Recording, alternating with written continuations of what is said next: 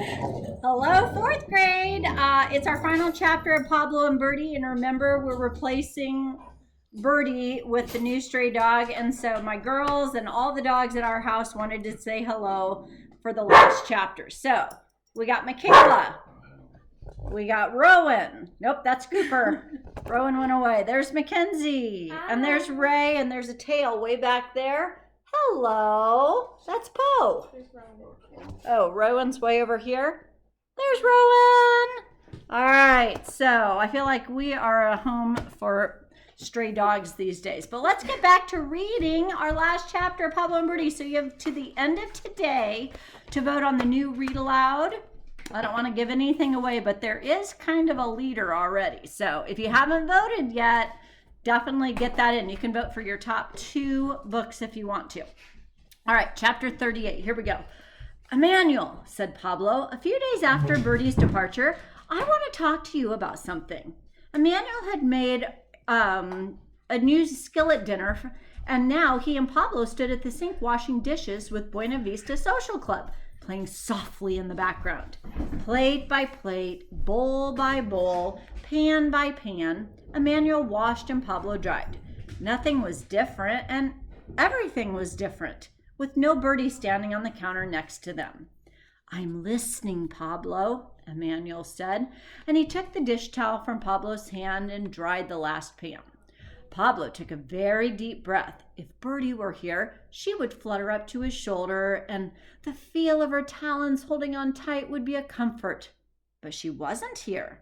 Be brave, he told himself. I'm sad that I won't ever see my first family, said Pablo, or hear their stories, or know what they look like or sound like, except for the sound of my mother's voice when she let me go.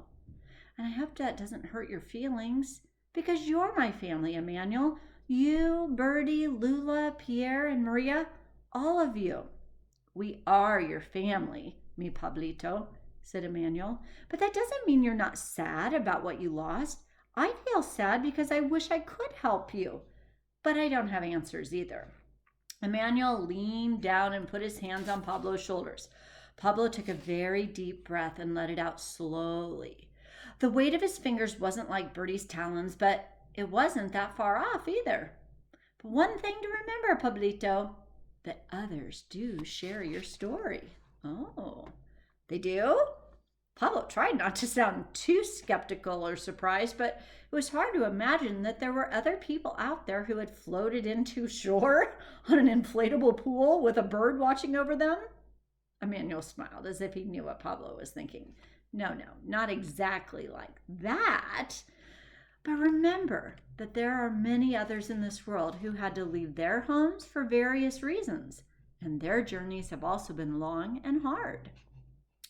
Pablo wasn't sure how he felt about a game of rummy, to be honest. It wouldn't be the same without Birdie hopping from one side of the table to the other, inspecting all of their cards and advising them with a point of her beak or a swat of her wing.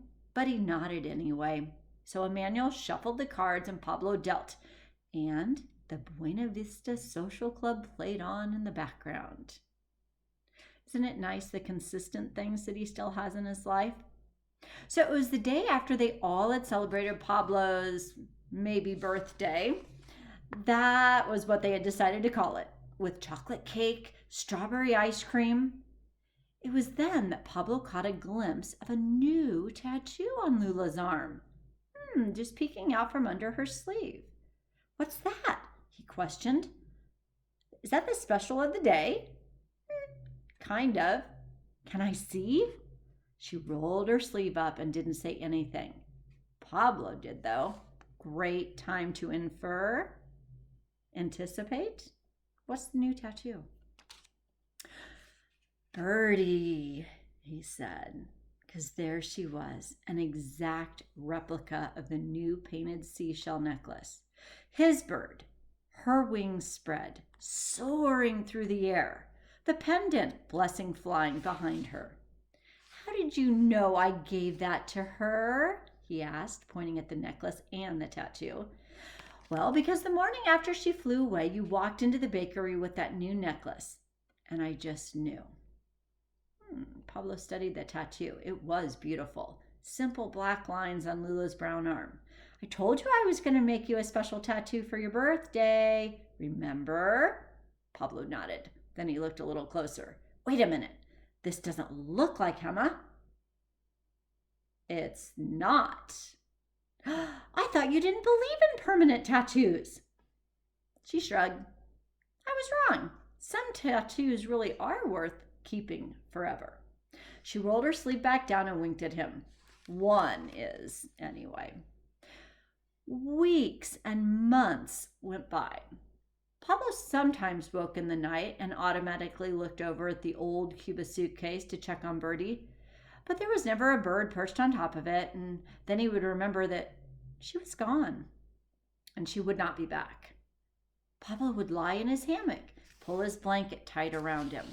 He would reach out to the wall and set the hammock rocking just a little bit, back and forth, the way he had been doing all his life.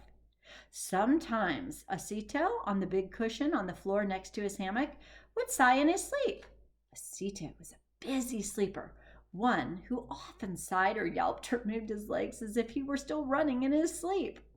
Pablo liked to think that he was dreaming of elephant ears, racing down the sidewalk to escape Pierre and his wrath. Maybe not. Maybe he was remembering a time before he came to live here in this town, with Emmanuel and Pablo.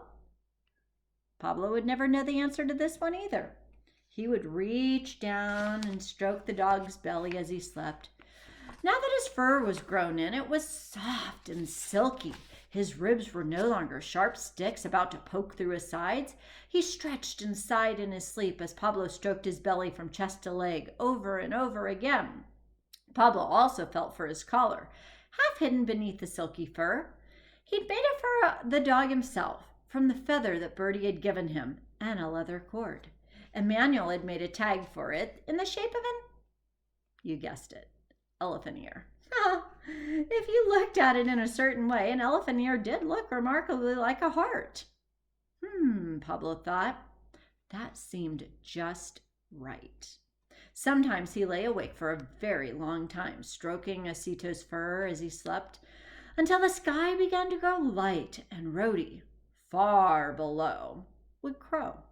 The grotesque across the way was on its usual position, talons gripping the edge of the ledge, eyes shadowed and deep, and soon the baby birds would begin their perilous tumbles from the mud nests. Think of context clues for a perilous tumble. Their parents would swoop back and forth nervously. Soon the block below would fill with people needing their coffee and pastry from Pierre's goodies, their henna tattoos from Lula Tattoo Parlor, and their maps and t-shirts and Pablo's painted parrot seashells from Seafaring Souvenirs. Yes, the block below would soon be bustling and noisy, but not yet. It was during that quiet time, neither night nor morning, that Pablo would imagine where his bird might be. Was she flying right now? Was she out there, far away, somewhere on the vast stretch of the ocean? Was she high up, almost to the clouds, as high as legend and seafarers could fly?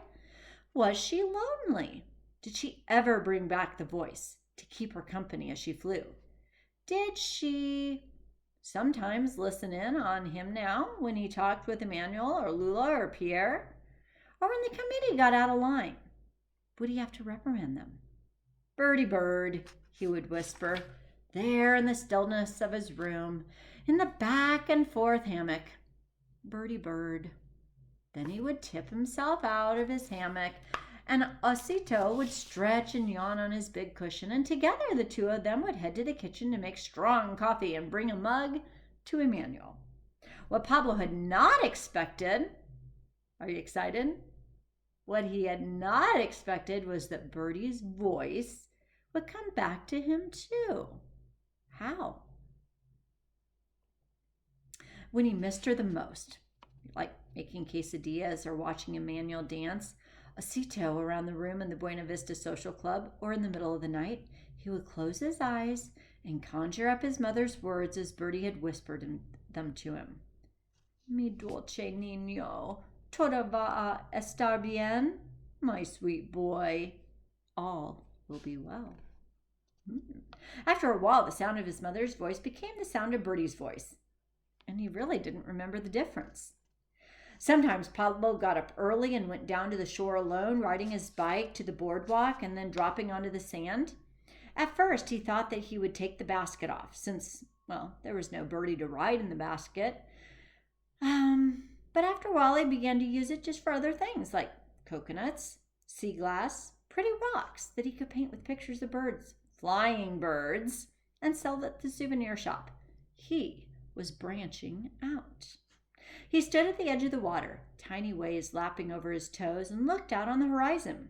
Usually it was calm, with a breeze blowing on shore as always, lifting his hair off his neck and forehead. No winds of change had come before or after that one night. You know, the night that Birdie flew away. In italics, the winds of change mean fortune lost or fortune gained. Pablo considered the old saying. It wasn't always easy to tell what was lost and what was gained.